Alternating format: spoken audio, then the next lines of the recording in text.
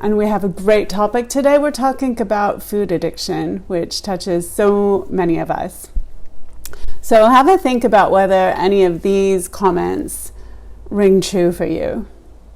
When I feel anxious, I eat. When I'm at a social event like a party or a birthday party, I usually eat too much. I've gone on diets trying to lose weight multiple times. Sometimes when I start eating, I just can't seem to stop. When I feel down or lonely or stressed, I console myself with food. If I think of food as not allowed, I'm just going to eat more of it. If the person I'm with is overeating, I typically overeat too. And I eat in secret. I don't want anyone to see me eat. I go through drive-thrus and pretend I'm ordering for the entire family, and then go find a quiet place to pull over and eat all by myself. And I might do that multiple times in a day. If any of that rings true for you, then the information we've got coming in today about food addiction is going to be important for you, or perhaps for somebody you care about. Definitely for those of us who are in the room, even for other addictions. Food addiction is a super controversial topic in the medical and research literature, and we'll hear a little bit about that today. But as more research is done on it, there's more and more similarities that come up, demonstrating that food addiction can be an addiction like any other substance addiction might be. Especially certain foods.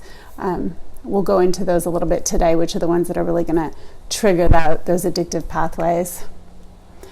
I'm Lulu Cook. I'm a counselor and dietitian, and I work extensively with people in the crossover territory of addiction and food addiction. So this is a real passion of mine, and I feel honored to bring you this information today. I've also been in the rooms myself for over 20 years. I'm coming up on an anniversary. I celebrate it on Thanksgiving Day because honestly, I don't remember what day I finally quit with my substance of choice. So I celebrate on Thanksgiving, and that's coming up soon. So it's exciting. Happy to get to share that with you. I also share evidence-based information and strategies that are really going to help. They're really going to work to help you feel better physically and emotionally, even as you're recovering from any other addiction that might be a problem for you. So we're looking at that global, holistic sense of how do I feel happy, healthy, and high energy in my recovery. That's what we do in this show. I'm going to record this section, so I won't take questions until the end, questions and comments, but I know there's a lot of wisdom and experience here in the rooms, so I'll stop recording at the end and hopefully get some of your voices in here. If you have questions as we go along, you can try the chat box. I try to check it. I try not to hang up on you. Fingers crossed on all that. If you want the references for any of the studies I mentioned today, just pop me a note. If you're curious to know how I work with people one-on-one, or you have specific, really personal questions that aren't right to share in the group context, please reach out and let me know. I'm always happy to have those conversations and hear what's going on for you. And I guess the last thing I'll just say before we get started is that I think we'll talk about supplements next week. Supplements are like a wild, wild west, and there's so much to learn and think about there. So we'll tackle that next week. Today we're talking about food addiction. We'll talk about the definition of it. How would you diagnose it? What causes it or triggers it? How does it relate with recovery or other mental health challenges, other addictions and mental health challenges? And what kind of treatments actually work to help people get free from food addiction? You're the expert in you. So everything I offer here is just general information. It's not specific medical advice. And let's jump in and talk about it. The reason I know this topic is important is because really well done studies have shown that in the general population, anything from 16 to 20% of people struggle with food addiction. Those are big numbers. 16 to 20% of people you just see walking around are going to have at least 3 indicators of food addiction in how they relate to food and eating. And those numbers are probably a little bit higher for folks who also have experienced substance use disorders. Sugar addiction and food addiction, people often have questions about those. They're different in some regards, but typically high fat, high sugar, and highly processed foods tend to be the addictive ones. I've myself not worked with anyone who exhibited real addiction characteristics to something like broccoli. It's the high fat, high sugar foods, the ultra processed foods, and then sugar sort of has a unique category there all of its own. So that's not the main topic for today, but definitely sugar's in that big bucket. And listen, thinking about those statistics, 16 to 20% of people have food addiction. I wouldn't be surprised if those numbers were nudging on to the upward side with COVID-19. There's been a lot of research already on how the pandemic has impacted people's eating behaviors. And for instance, one study by the Obesity Society found that 61% of people reported engaging in stress eating and comfort eating during lockdowns. And often that went along with binge watching TV whilst snacking on high fat, high sugar foods, or even binging on those foods. So this is everywhere right now. We're really struggling with this. There does appear to be a neurobiological basis for food addiction. That means it's not, we can point to differences in the brain structure and the body, certainly with animal models like rats or monkeys, we can see that. Human studies are a little bit more mixed. And some of the reasons food addiction is controversial is because, one, some people are arguing that you could apply all of the same diagnostic criteria from, let's say, alcohol addiction onto food. Others say that that's not the case. So how does that criteria fit both? Particularly given that, hey, we all have to eat. Food is required to sustain life. So am I just hungry or am I in withdrawal? If my mind is obsessing about food and I'm really fixated on when I'm going to get my next snack. Maybe it could be withdrawal. Maybe I just haven't eaten in too long and my blood sugar's low and I'm hungry. So there's some gray areas there. And another area of controversy is the association with food addiction and obesity. But I want to be clear right here that whilst there's overlap, they're not the same thing at all. People who have much larger bodies, officially obese on the kind of scales that the researchers and the doctors use, people with much larger bodies, as many as 25% of them would qualify for a food addiction diagnosis. That means 75% of people with bigger bodies don't necessarily have food addiction. And people who are in much leaner bodies, the ones that qualify on the scales as, quote, normal weight, 10% of people in much smaller bodies would also qualify for food addiction. So it's not solely about body size by a long shot here. And one of the other concerns about can we really call this an addiction is that we haven't been able to pinpoint a specific addictive agent in food. And researchers like to get really specific. So they want to be able to point to it and say, oh, it's the nicotine in the cigarette that causes the addiction. And food is complex. How we eat is complex. But typically it's fast foods, and again, the ultra-processed foods seems like that's coming through to be a pretty clear, common indicator, but we don't know what the mechanism is yet. The indicators of it, the things that sort of signify food addiction would be habitual overeating to relieve a negative emotional state, a negative mood, and overeating despite aversive consequences. And we're going to dive in a little bit more deeply and look at what about food addiction would qualify it as an addiction? What are each of these criteria about? We see that with food addiction, substance use addiction, and obesity related eating behaviors, there's similar brain activation patterns in response to any of those types of reward. Some people are going to struggle with all three of those scenarios: food and substances and body shape and size. Others, it's going to come out more in one or the other, and then others it's going to move around. But underneath that underlying dynamic, the brain circuitry is very similar with all of them. So let's talk about the difference between food addiction, obesity, binge eating disorder. And again, food addiction is not an actual diagnosis that a doctor could give you or that an insurance company might underwrite. Binge eating disorder is actual diagnosis according to the DSM, the Diagnostic and Statistical Manual that doctors use to give that kind of diagnosis.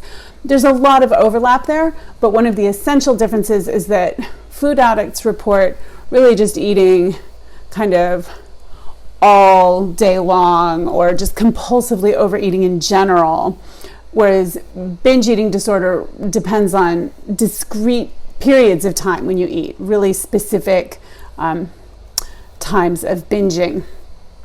They're all about having a continuum between how often do these behaviors happen, how severe are they, and how distressing are they? How does it feel? The addictive-like compulsion and obsession could be the same in binge eating disorder or emotional eating or food addiction, but it's like, how distressing is it? How much is it limiting my ability to show up in life the way I want to? All of these different categories share in common the sense of shame and stigma and secrecy that people experience when they're struggling with it. And this can be really compounded for people who do have the bigger bodies, because obesity stigma is just a huge concern in our society and doesn't get the same airplay as other kinds of stigmas that we're concerned about, which is unfortunate, because there's a lot of people in bigger bodies who are walking around feeling hated by others and hating themselves because of that stigma. So I'll do my best to be sensitive to language here in this conversation. Different people will feel comfortable using different of these terms. Oh, I'm an emotional eater. Oh, I'm a food addict. Oh, I have BED. My doctor told me. Different people have different comfort levels with that. But again, we're mostly focusing on this concept of food addiction here today. So how would we diagnose food addiction if it was an official diagnosis?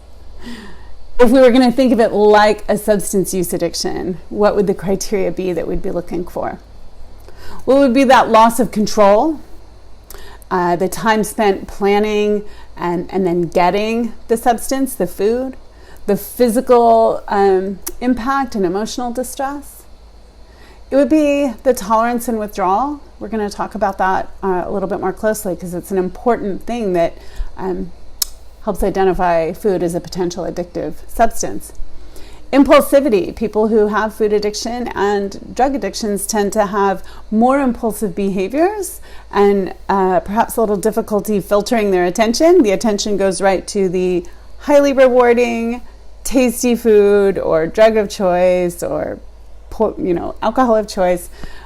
The attention goes right there. So a little bit of difficulty with filtering where the attention would go. And this idea of reward sensitivity, being really, really hypersensitive to how good it's going to feel to get that, whatever that substance is, to get that cookie and get to eat it. It seems that people with food addiction and substance addictions respond more to the short-term rewarding impact of consuming those items. And they end up getting tolerance as well. They develop a tolerance to the substance, whether it's booze or food. Particularly with food addiction, we see that this is particularly the case with people who have those, much bigger bodies, people living with obesity, tend to report much stronger food cravings, stronger preferences for foods that are high in fat and sugar. And overall, it's a losing game, just like any addiction. And we know this. It's so frustrating. That increased sensitivity to how good the food is going to taste and feel means that our dopamine system is going, our natural opioids are going, and eventually they sort of get burnt out. And now you need more cookies to try to trigger that same feeling. We start self-medicating with food to try to get the same good feeling. Really a vicious cycle. At this point, we're having less pleasure from the substance and more desire to consume it. So I'm pretty confident that anybody here who has struggled with addiction in any way would recognize that crummy deal. You want it more and you enjoy it less when you get it. Wow. Such a bummer. Oh, goodness. So what about tolerance? How could we develop a tolerance to food? Tolerance is when you need the same amount of the thing to get, and it's an increasingly smaller effect when you repeat using it over time. And so then you have to escalate. You have to take more of it in order to try to recreate that original good feeling. So we see this really clearly in animal models about sugar addiction. Rats who are given excessive access to a sugar solution increase their intake significantly over time, and there's neurochemical changes in their little rodent bodies that are similar to what we would see with drugs of abuse. In humans, tolerance to sugar might occur as early as the first few years of life. It's long been known that sugar can act as an analgesic, a painkiller for infants, but the ability for it to have that potency and have that effect diminishes after about 18 months because an 18-month-old is naturally consuming more foods and more sweet foods. So you can't use the same original, small amount of sugar to help distract them from getting a shot or a vaccine, for instance. It takes a bigger dose of sugar to have the same effect. And this makes the research tricky. The early exposure of humans to sweet and tasty and palatable foods, the difficulty of doing studies where we really just actually get people to only eat these things and have that kind of intense dietary restriction, it makes it hard to find evidence of food addiction that could lead to any official categories. But the statistics, when you look at the numbers and the anecdotes, you start to see this increased consumption, increased portion sizes for these foods, showing indirect evidence of that tolerance to high fat and high sugar foods. And we see this both for individuals and at the population-wide level.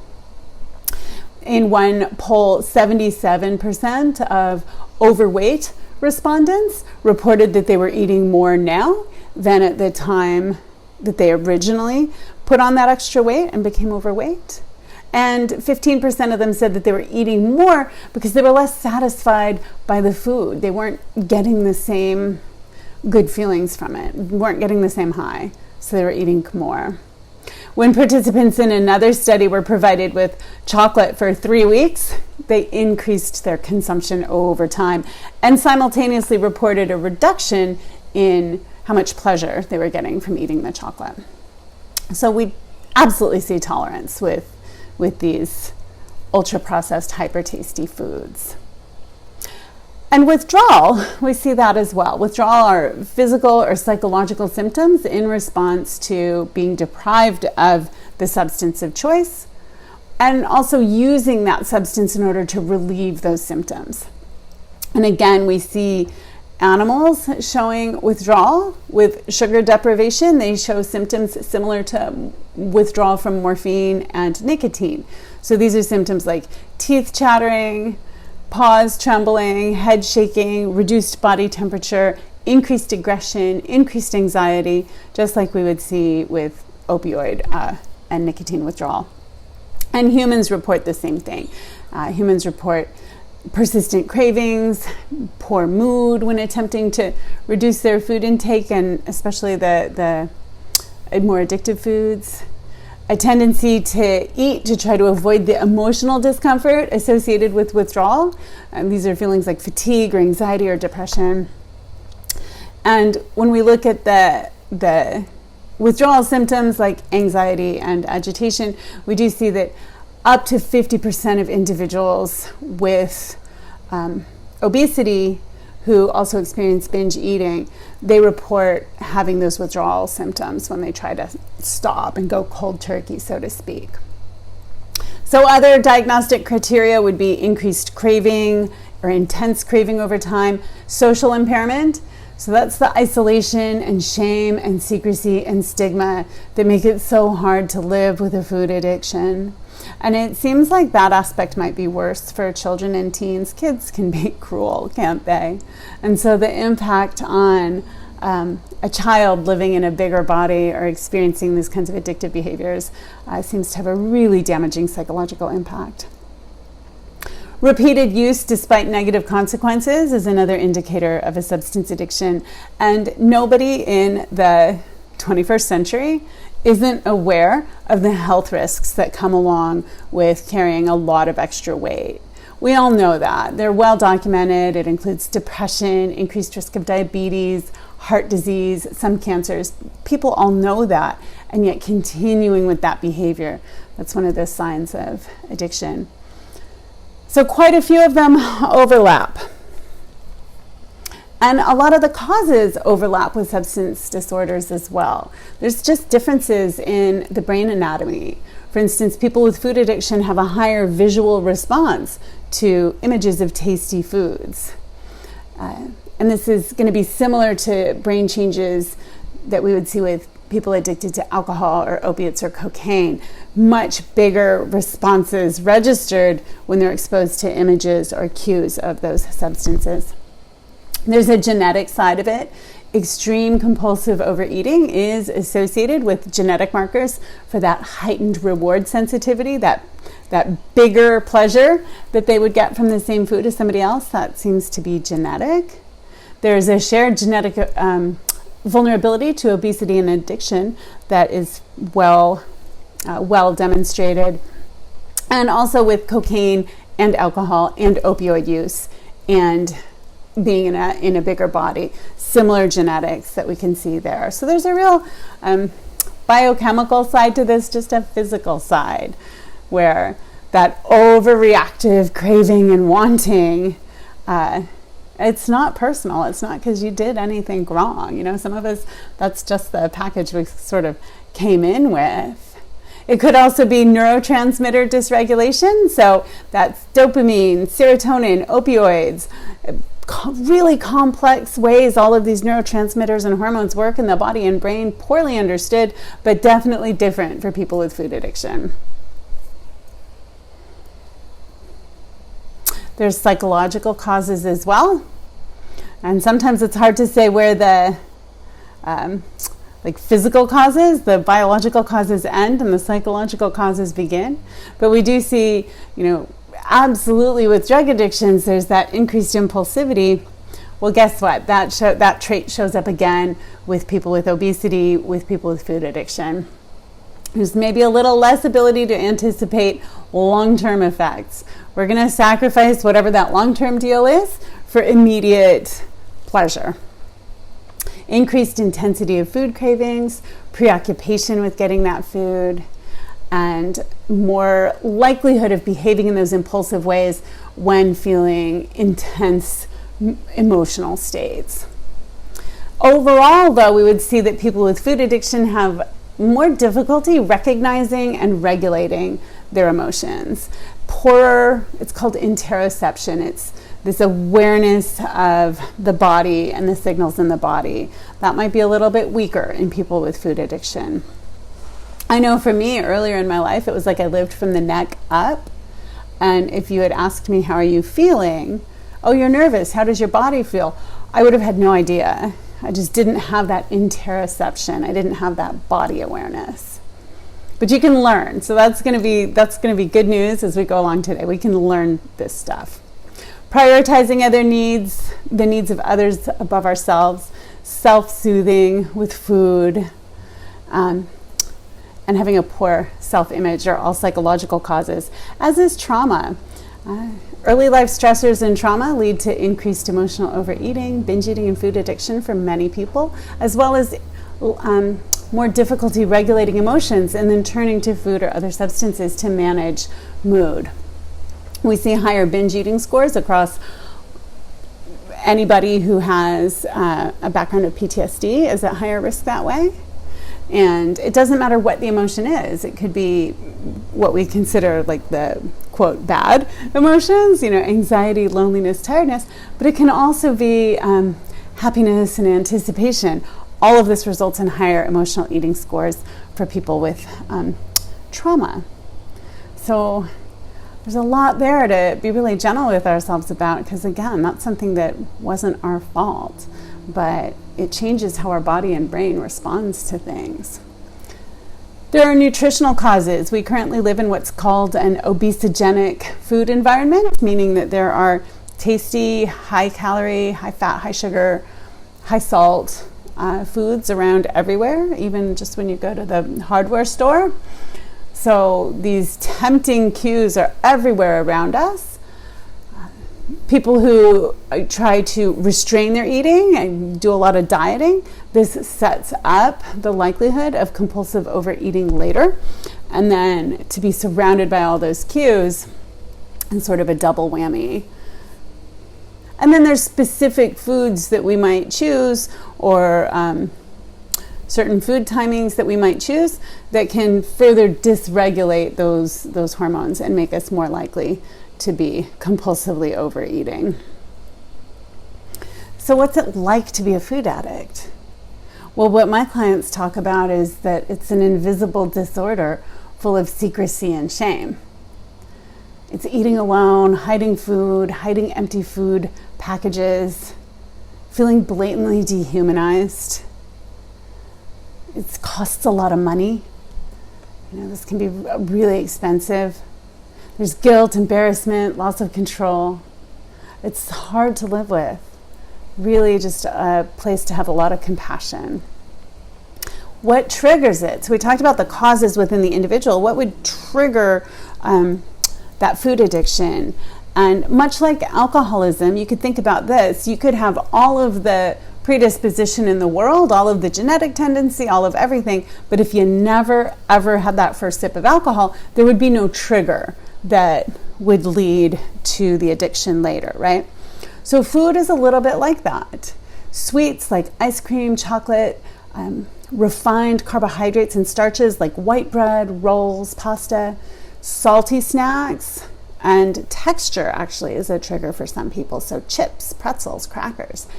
High fat foods, steaks, bacon, hamburgers. Gosh, a hamburger, you put it together also with the bun, so you get that refined starch and the high fat food. And maybe sugary drinks like soda. So those are the kinds of foods that are directly linked with more food addictive behaviors.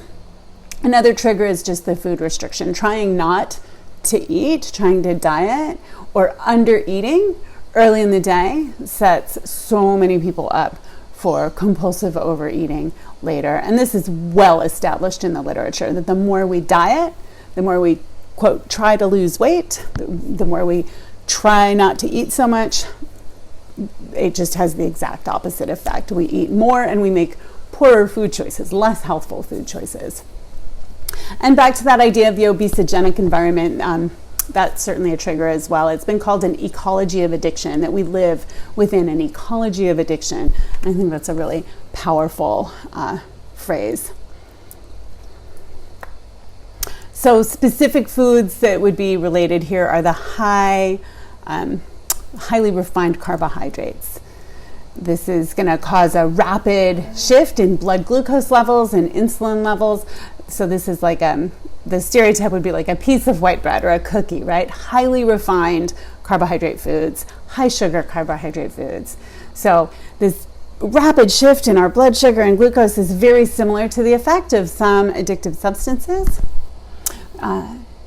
And it changes our response to dopamine through our mesolimbic area of our brain. It changes how we're responding to motivation to go seek more rewards. We definitely see an addiction transfer from these highly refined carbohydrates to drugs and vice versa. People with alcoholism display a higher preference for sweets and cravings, and that preference gets even higher with abstinence from alcohol. Sugar itself also elicits that addiction-like craving.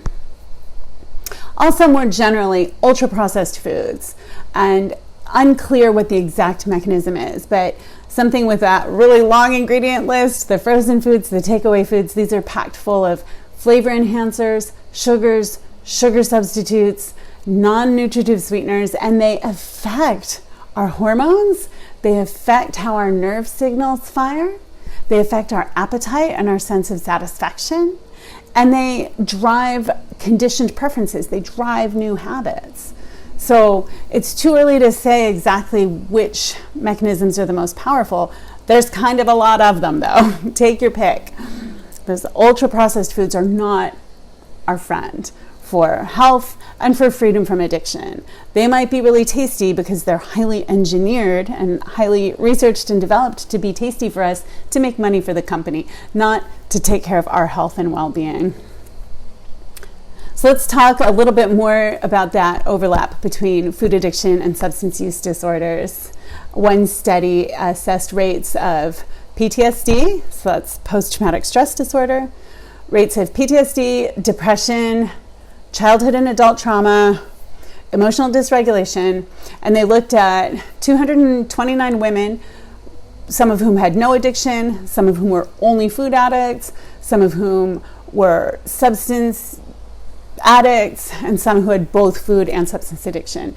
And they found that out of this group of 229 women, 18.3% had food addiction. In this, the whole group, 18.3% of them had food addiction. 30.6% had substance use disorders. So a third of the group almost. And the women with both food addiction and substance use disorders had, shockingly enough, more depression, and they had experienced more trauma, more PTSD. So the overlap with food addiction and substance addiction, one study found that was about 1 in 10 people would have both. In a recovering group, it would be about 1 in 10 people. And, they really struggled with how to accept their emotions, even the difficult emotions, how to control their impulses, and how to feel clear, emotionally clear about what was really going on for them. So another group of 79 women with, in this case, it was binge eating disorder, diagnosed binge eating disorder, and the researchers wanted to know, do they actually meet the criteria for addiction to these foods? And depending on which set of criteria for addiction you used, it was between 40 to 92% of women with binge eating disorder would have qualified as food addicts. And those who did meet the criteria reported more frequent, more severe eating kind of behaviors. So there's really some underlying mechanisms behind food addiction, binge eating disorder, substance use disorders, and it's typically around how we respond to those rewards, how impulsive we are, and how we're managing our emotional experience. What's not shared is that, of course, with substance use, less likely to be about dieting, less likely to be about shape and weight concerns. That's not always the case. Some people are using substances to try to manipulate shape and weight, but overall that would come out more with people in the food addiction arena. We'll talk about bariatric surgery just for a moment here, because there is some interesting research around food addiction and people undergoing weight loss surgery. We know that there's a relationship, but it's too hard right now. It's not clear how you could predict what might happen.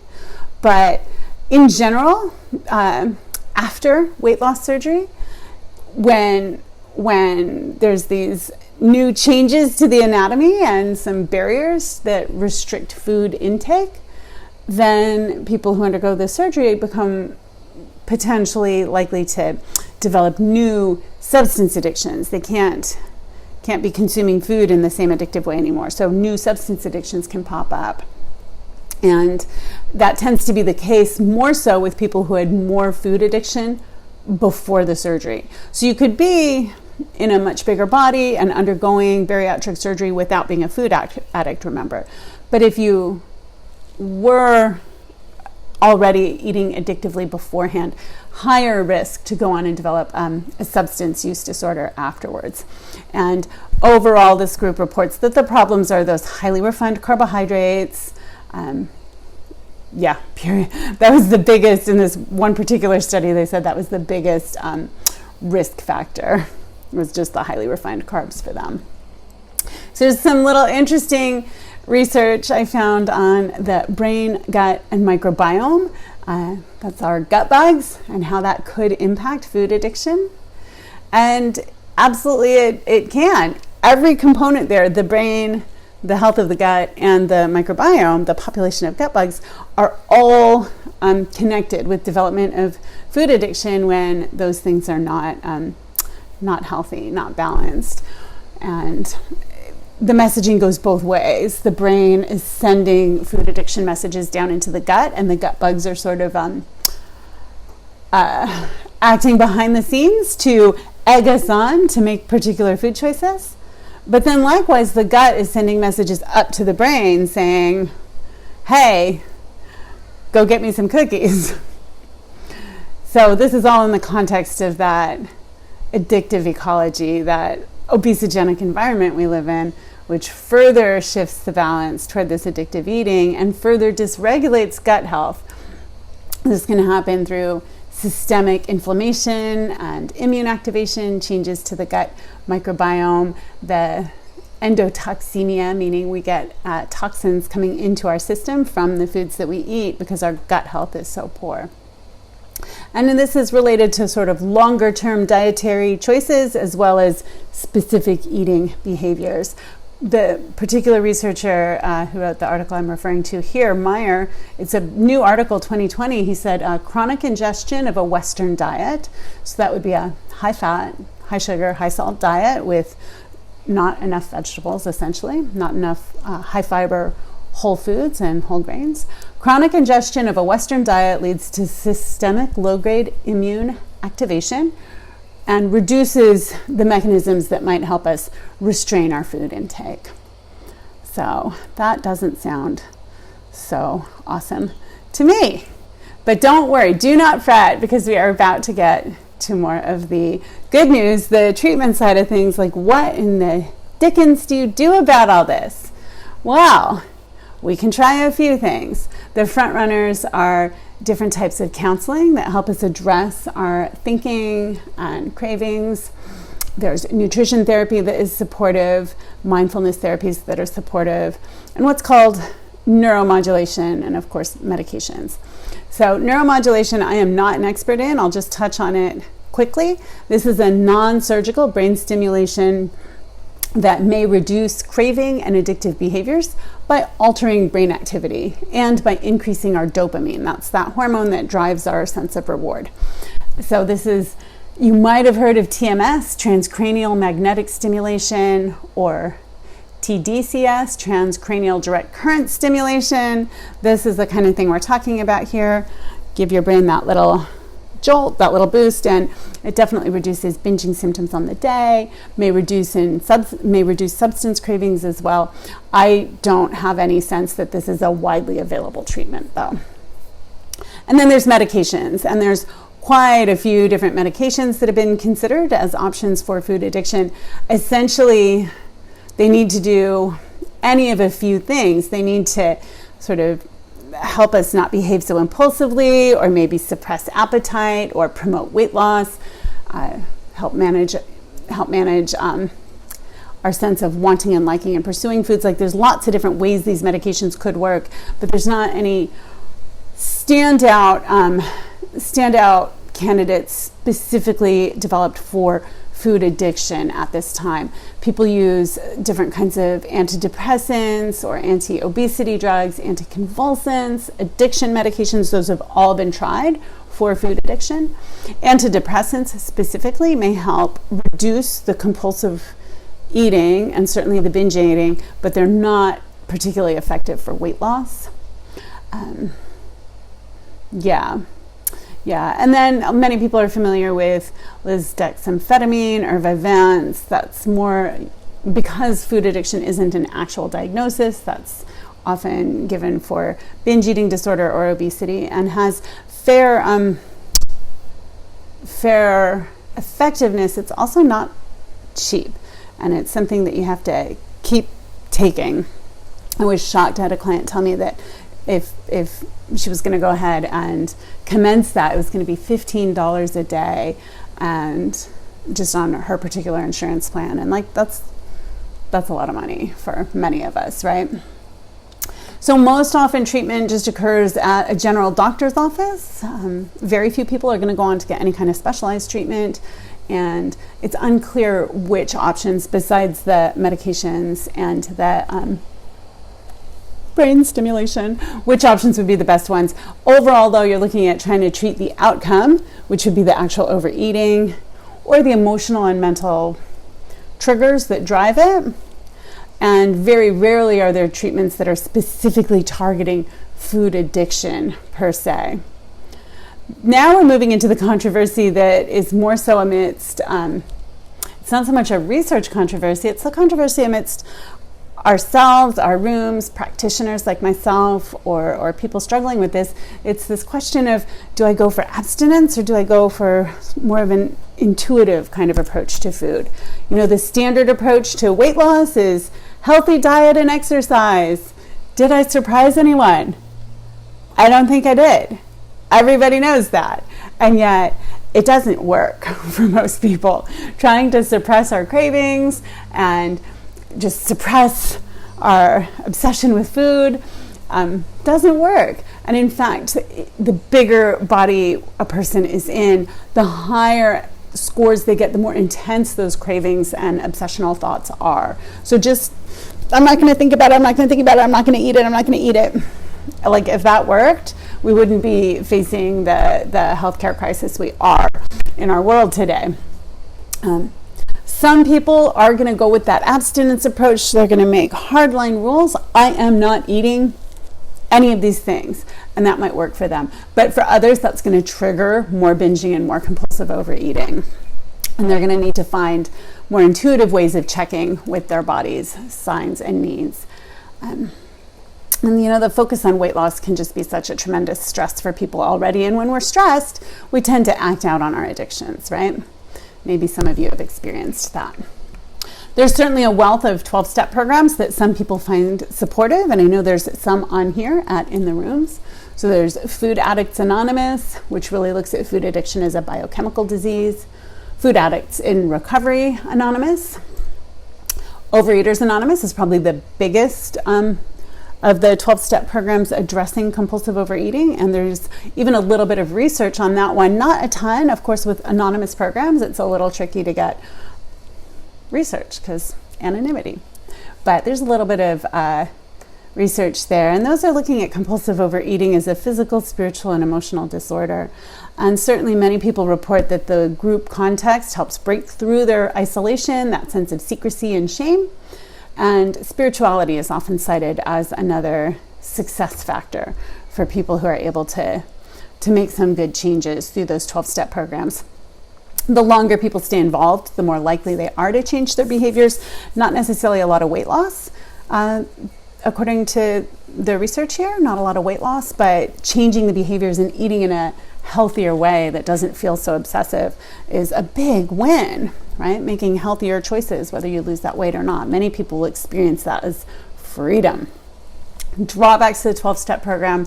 Obviously, they don't work for everyone, just like with any of the 12-step programs. It's not going to be the right approach for everyone. As I mentioned, not necessarily very effective for weight loss for people, particularly if there's a health reason that really is important to try to trim down a little bit. May or may not be helpful.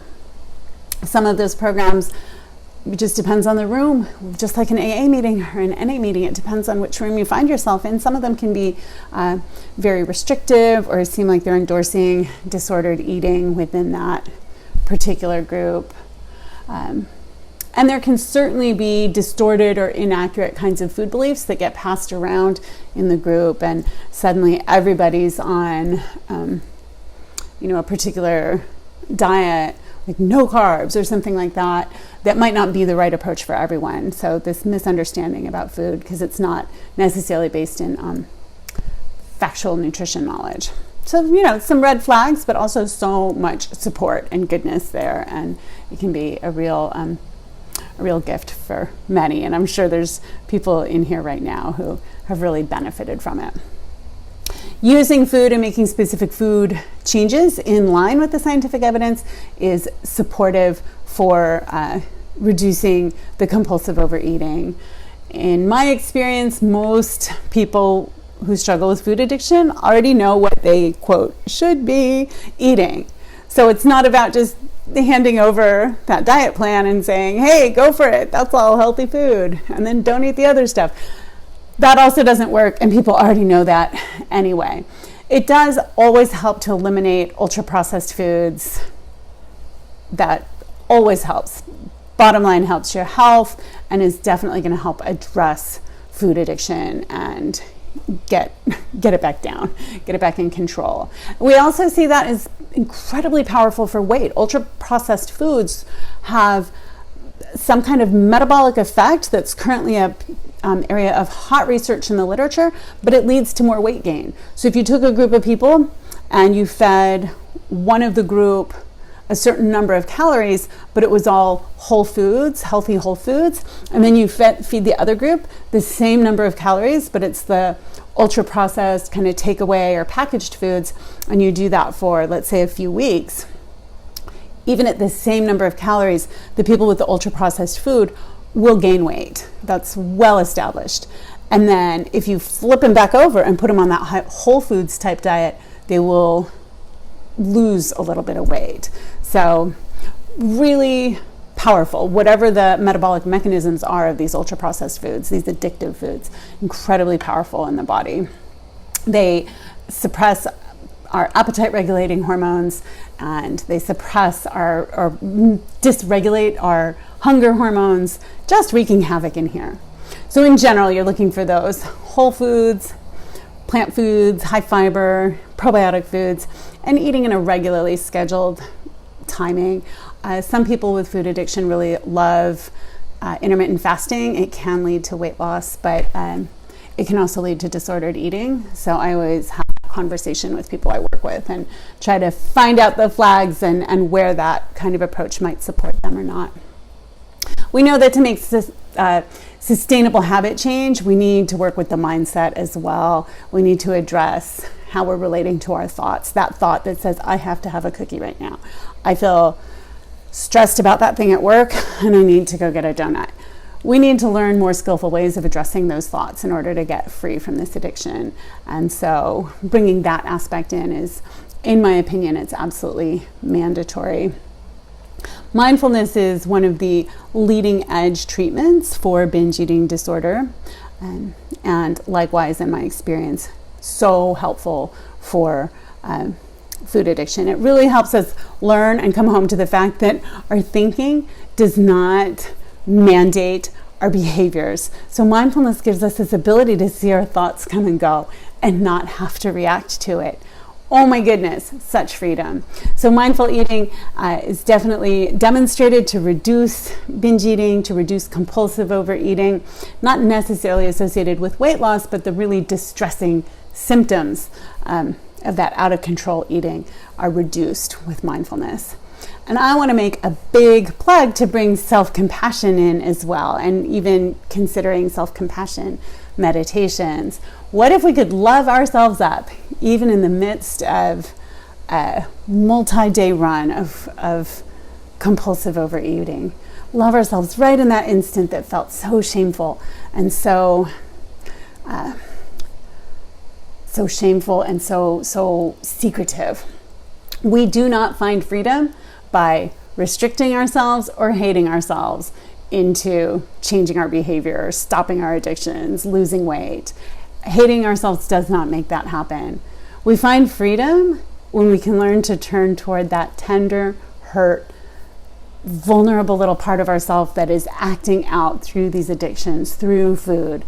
These parts that seem unfixable and unlovable. If we can turn toward that with some love and ask, what's really needed here?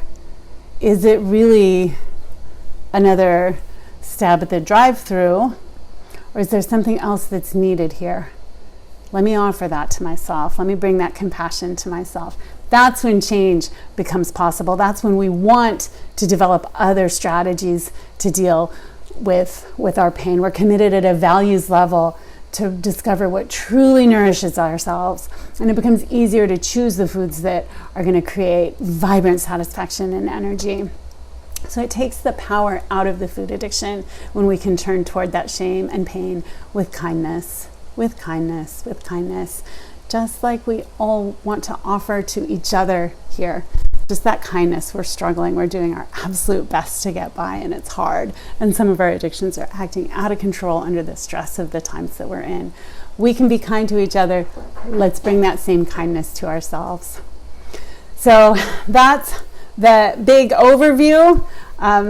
A lot of information, I know, so I'll be curious to hear what people's own experience or questions are. Again, if you have those personal questions, please write to me, lulu@gutfeelingcoaching.com, LULU at gutfeelingcoaching.com, if you want to know how I work one-on-one with people. If you want access to the video recording of this, you can go to my Facebook page. That's Gut Feeling Nutrition Therapy, and I will get it posted up there eventually. Can't tell you for sure when. Let me know if you want to get on my very occasional but very juicy newsletter list. There's so many ways to get more information about helping yourself feel happy and healthy and high energy in your recovery. So I want to thank you for your attention. I want to thank you for your recovery, and thank you for your good intention to be kind toward yourself. Thank you. And now we can definitely open it up for a few questions if anybody has any.